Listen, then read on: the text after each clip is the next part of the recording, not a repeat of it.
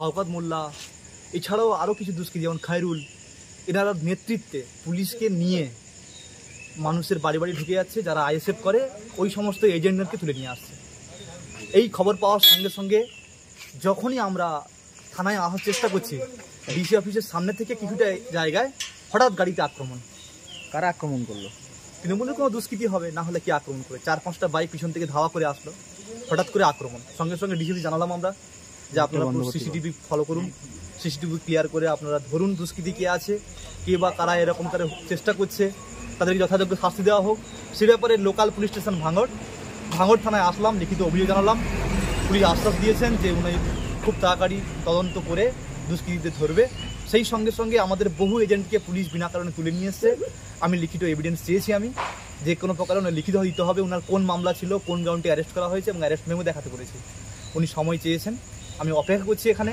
যতক্ষণ পর্যন্ত উনি আমাদের না ছাড়বেন এজেন্টদের, ততক্ষণ পর্যন্ত থাকবো এখানে। আপনার গাড়ি ভাঙচুর করা হয়েছে, থানায় কোনো অভিযোগ দায়ের? থানায় অভিযোগ করিয়েছি, পুলিশ তদন্ত সাপেক্ষে এখনই টিম যাবে এবং কে বা কারা করেছে উনি খুব তাড়াতাড়ি গ্রেপ্তার করার জন্য উনাকে আবদ্ধ করেছেন এবং প্রতিশ্রুতি দিয়েছেন। আমরা অপেক্ষা করছি। গভীর রাতে আপনার গাড়িতে হামলা, সকাল থেকে শান্তিপূর্ণ ভোট হবে না? অ্যাকচুয়াল ভাঙড় মনে কিন্তু প্রথম থেকেই জানতাম অশান্তি, কিন্তু এই যাদের নামে আমরা নির্বাচন কমিশনে বারে বারে নালিশ করে এসেছি, যেমন এই আহসান বাবু, যেমন আপনার মস্তান, যেমন খায়রুল ইসলাম, কিংবা আপনার শওকত মোল্লা সাহেব, ইনাদের কারণের জন্যই কিন্তু বাড়িতে বাড়িতে গিয়ে বোমচার, বাড়িতে বাড়িতে গিয়ে গালাগালি, বাড়িতে বাড়িতে গিয়ে আইএসএফের যারা মহিলা কর্মী ওদেরকে বাড়িতে উত্ত্যক্ত করছে, ওদের বাড়ি চালে উঠে যাচ্ছে পুলিশ সমেত।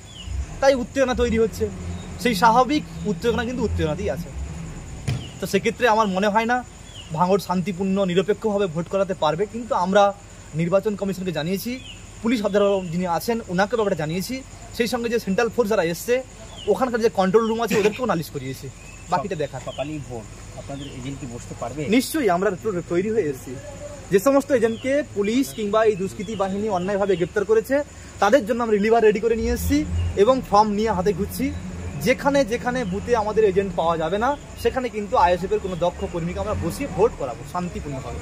আপনাদের এজেন্ট কি শুধু পুলিশকে গ্রেপ্তার করেছে না তৃণমূলের কোনো? না, ওনারা অভিযোগ করছেন ওনারা কখনো ড্রেসে আছেন, কখনো বা ড্রেস পরে নেই, গেঞ্জি পরে আছেন, কখনো বা পায়ে জুতো হাওয়াই চটি পরে আছেন।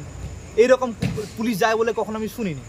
তা আমার সন্দেহ হচ্ছে পুলিশ ছিল কিনা, যদিও থানা থেকে বললেন আমাদের কোনো অফিসার ডিউটিতে যায়নি।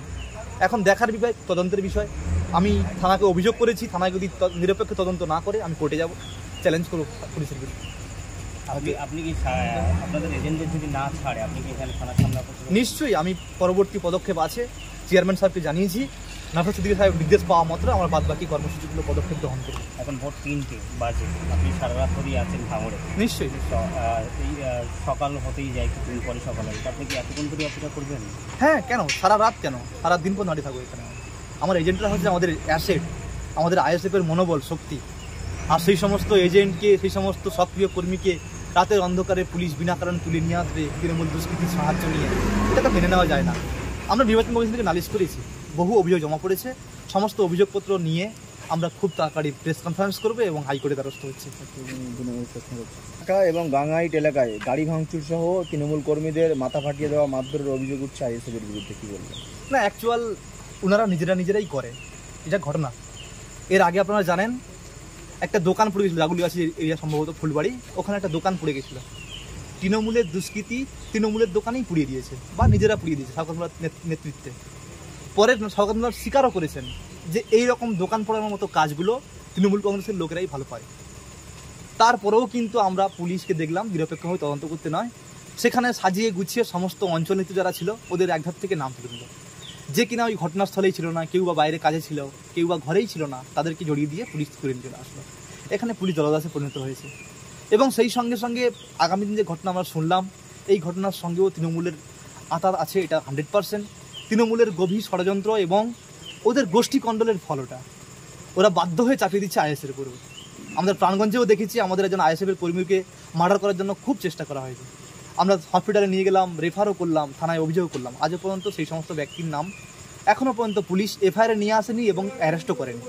কিন্তু কোনো একজন ব্যক্তি গোষ্ঠী কণ্ডলে ওনার বোম লেগে সম্ভবত পায়ে একটু চোট হয়েছে, সেটাকে নিয়ে ন্যাশনাল মিডিয়াগুলো এত জোরে জোরে কাঁপছে এবং পুলিশ থানা একদম অ্যাক্টিভভাবে সারা গ্রাম উজাড় করে দিচ্ছে। মানুষ দেখছে, জবাব দেবে।